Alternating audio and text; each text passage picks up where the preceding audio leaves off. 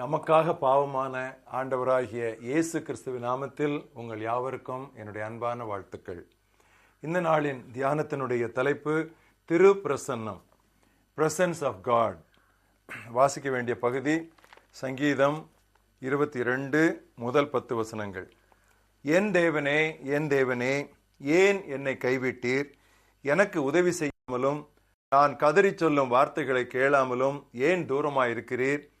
என் தேவனே, நான் பகலிலே கூப்பிடுகிறேன், உத்தரவு கொடு. இரவிலே கூப்பிடுகிறேன், எனக்கு அமைதல் இல்லை. இஸ்ரவேலின் துதிகளுக்குள் வாசமாயிருக்கிற தேவரீரே பரிசுத்தர். எங்கள் பிதாக்கள் உம்மிடத்தில் நம்பிக்கை வைத்தார்கள். நம்பின அவர்களை நீர் விடுவித்தீர். உம்மை நோக்கி கூப்பிட்டு தப்பினார்கள். உம்மை நம்பி வெட்கப்பட்டு போகாதிருந்தார்கள். நானோ ஒரு புழு, மனுஷன் அல்ல, மனுஷரால் நிந்திக்கப்பட்டும் ஜனங்களால் அவமதிக்கப்பட்டும் இருக்கிறேன். என்னை பார்க்கிறவர்கள் எல்லாரும் என்னை பரியாசம் பண்ணி உதட்டை பிதுக்கி தலையை துலுக்கி, கர்த்தர் மேல் நம்பிக்கையாயிருந்தானே, அவர் இவனை விடுவிக்கட்டும், இவன் மேல் பிரியமாயிருக்கிறாரே, இப்பொழுது இவனை மீட்டு விடட்டும் என்கிறார்கள். நீரே என்னை கற்பத்திலிருந்து எடுத்தவர். என் தாயின் முலைப்பாலை நான் உண்கையில் என்னை உம்முடைய பேரில் நம்பிக்கையாயிருக்க பண்ணினீர். கற்பத்திலிருந்து வெளிப்பட்ட போதே உமது சார்பில் விழுந்தேன். நான் என் தாயின் வயிற்றில் இருந்தது முதல் நீர் என் தேவனாய் இருக்கிறீர்.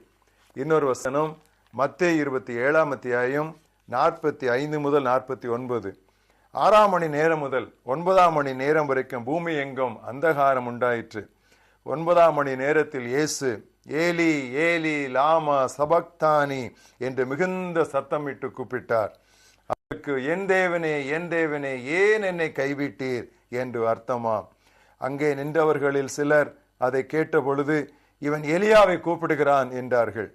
உடனே அவர்களில் ஒருவன் ஓடி கடற்காளானை எடுத்து காடியில் தோய்த்து அதை ஒரு கோலில் மாட்டி அவருக்கு குடிக்க கொடுத்தான்.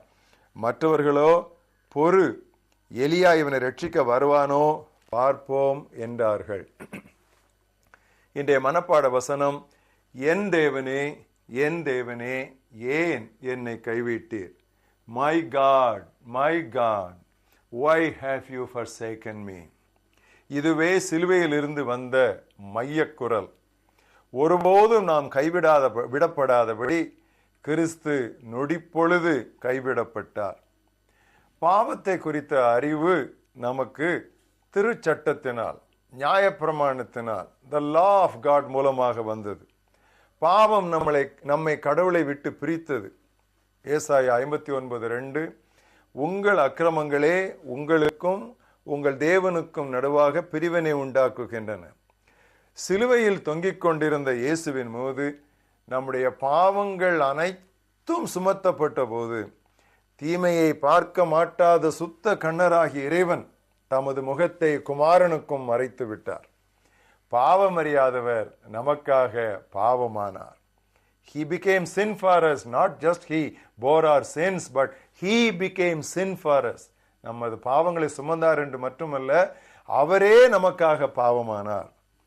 கிறிஸ்துவின் உடல் நொறுக்கப்பட்ட போது பிரித்து நின்ற சுவர் நொறுங்கி விழுந்தது. நாம் ஒரு நாள் புறவனத்தாராய், கிறிஸ்துவை சேராதவர்களும் இஸ்ரவேலின் சமுதாயத்திற்கு புறம்பானவர்களும் வாக்குத்தத்தத்தின் உடன்படிக்கைகளுக்கு அந்நியர்களும் நம்பிக்கை இல்லாதவர்களும் இவ்வுலகத்திலே கடவுள் அற்றவர்களுமாய் இருந்தோம். இப்பொழுதோ கிறிஸ்துவின் இரத்தத்தினால் கடவுளுக்கு அருகில் வந்து விட்டோம். இப்பொழுது அந்நியரும் பரதேசிகளுமாய் இராமல் பரிசுத்தவான்களோடு உடன்குடி மக்களும் கடவுளுடைய குடும்பத்தாருமாய் இருக்கிறோம். இயேசு உயிர் விட்ட போது தேவாலயத்தில் உள்ள தொங்குதிரை கிழிந்தது, பூமி அதிர்ந்தது, கல்லறைகள் திறந்தன. ஆம், இனி எதுவுமே தடுக்க முடியாது. மகா புனித ஸ்தலத்திற்கு செல்லும் வழி திறக்கப்பட்டாயிற்று.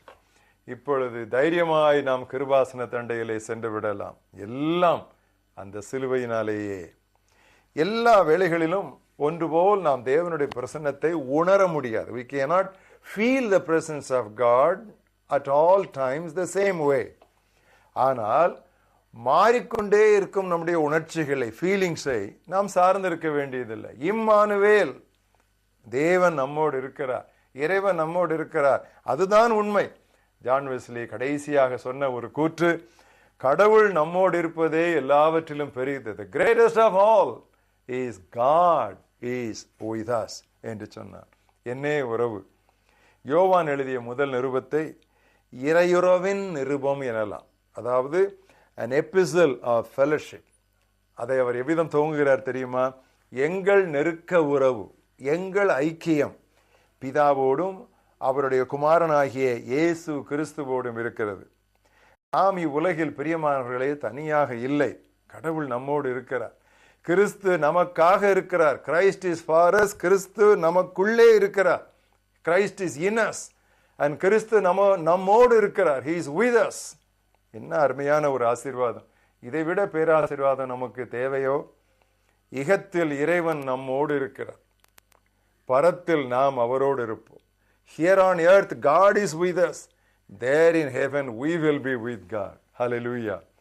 கடவுளோடு ஐக்கியம் கொள்ளுதலே பரலோகத்தின் துவக்கம் என்றார் ஒருவர்.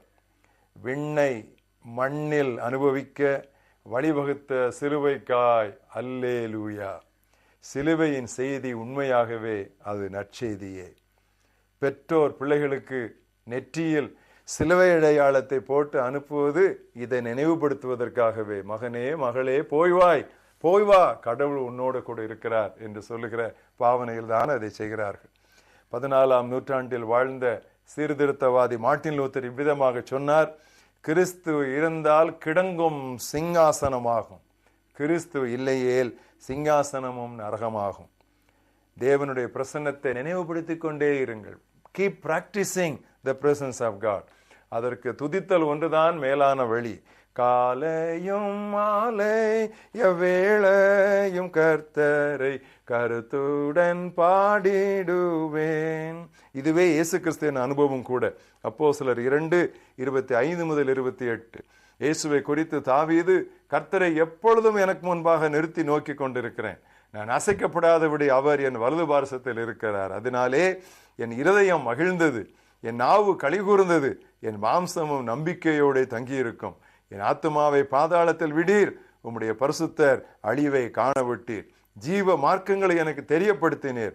உம்முடைய சன்னிதானத்திலே, அதாவது உம்முடைய பிரசன்னத்திலே, உம்முடைய சமூகத்திலே என்னை சந்தோஷத்தினால், மகிழ்ச்சியினால், ஆனந்தத்தினால் நிரப்புவீர் என்று சொல்லுகிறார். என் தேவனே என் தேவனே ஏன் என்னை கைவிட்டீர்? இயேசு கைவிடப்பட்டதால் நாம் ஒருபோதும் கைவிடப்பட மாட்டோம். திருப்பிரசன்னத்தை எப்பொழுதும் உணர்ந்து வாழுவோம். நல்ல ஆண்டவரே, எங்களுக்காக உம்முடைய குமாரனை நீர் சிலுவையிலே பாவங்களை சுமக்கிறவராக மட்டுமல்ல பாவமாக்கினீரே, அதற்காக நாங்கள் உமக்கு நன்றி சொல்லுகிறோம். அவர் எங்களுக்காக பாவமானதால் எங்களுக்கும் உமக்கும் இடையிலே இருக்கிற பிரிவுச்சுவர் தகர்ந்து விழுந்து உம்மோடு கூட நாங்கள் நெருக்க உறவு கொண்டு உம்முடைய கிருபாசன தண்டையிலே எப்பொழுது வேண்டுமானாலும் தைரியமாய் கிட்டி சேர இவ்வளவு பெரிய சாக்கியத்தை தந்ததற்காக நாங்கள் நமக்கு நன்றி சொல்கிறோம். உமது பிரசன்னத்தை எப்பொழுதும் நாங்கள் நினைவுபடுத்திக் கொள்ள உதவி செய்யும். உணர்கிறோமோ உணரவில்லையோ அந்த உண்மையை நாங்கள் எப்பொழுதும் மனதிலே இருத்திக் கொள்ள உதவி செய்யும். எங்களை ஒருபோது நீர் கைவிட மாட்டீர். நாங்கள் தூங்கும் பொழுதும், நாங்கள் நித்திரை செய்யும் பொழுதும் நீர் உறங்காமலும் தூங்காமலும் இருந்து எங்களை காக்கிற தேவனாயிருக்கிறதற்காக நாங்கள் ஸ்தோத்திரிக்கிறோம். தேவனை இவ்வளவு சமீபமாய் பெற்றிருக்கிற வேறே பெரிய மக்கள் யார் ஆண்டவரே? உமக்கு நன்றி சொல்கிறோம். வெளியே இருக்கிற அத்தனை பேரையும் இவ்விதமாக உம்முடைய நெருக்க உறவுக்குள்ளே கொண்டு வர எங்களை அர்ப்பணிக்கிறோம்.